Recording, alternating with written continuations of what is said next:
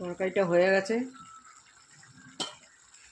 একটুখানি মাথা ছিল, লেজা, অল্প একটু মাছ আর মাছের ঝাল।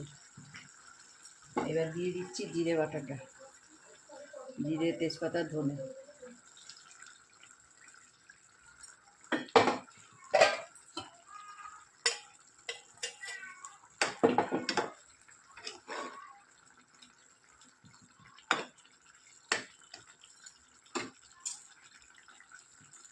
তোমাদের যদি ভালো লাগে লাইক, কমেন্ট, সাবস্ক্রাইব করে দিও বন্ধুরা।